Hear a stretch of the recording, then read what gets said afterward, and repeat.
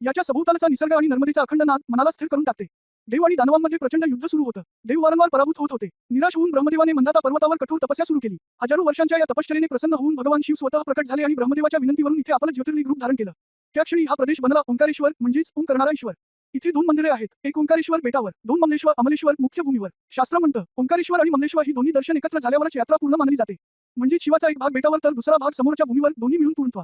नर्मदा नदीचं महत्त्व वेगळंच आहे. गंगेला स्नानाने पुण्य मिळतं, पण नर्मदालाच दर्शन केलं तरी पुण्य मिळतं असं शास्त्र सांगतं. संध्याकाळी होणारी नर्मदा आरती ती खरोखर अनुभवण्यासारखी आहे. त्या आवाजात, त्या मंत्रोच्चारात, त्या प्रकाशात एक वेगळाच दिव्य भाव जाणवतो. ओंकारेश्वर मंदिर दगडी वास्तुशैलीत बनलेलं आहे. परमार, होळकर, पेशवा अनेक राजवंशांनी इथे मोठी कामे केलीत.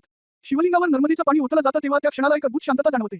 ज्या काळी राजपूत आणि परमार राजा या प्रदेशाचे रक्षण करत होते, त्या काळातही ओंकारेश्वर हा नर्मदा तीराचा आध्यात्मिक केंद्रबिंदू होता.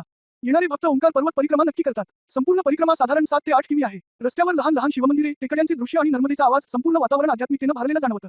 ओंकारेश्वर हा फक्त दर्शन घेण्याचं स्थान नाही, तो एक अनुभव आहे. शिवाच्या ओंकार तत्वाचा प्रत्यक्ष साक्षात्कार. जीवनात एकदा तरी इथे नक्की भेट द्या. मन हलकं होतं, विचार स्थिर होतात आणि आतली शक्ती जागते. मित्रांनो, ही माहिती आवडली असेल तर व्हिडिओला लाईक करा, तुमच्या ग्रुपमध्ये शेअर करा आणि ज्ञान मंडल ला सबस्क्राईब करून बेल आयकॉन दाबा. अशाच पौराणिक आणि ऐतिहासिक ज्ञानासाठी पुढील व्हिडिओत भेटू. हर हर महादेव.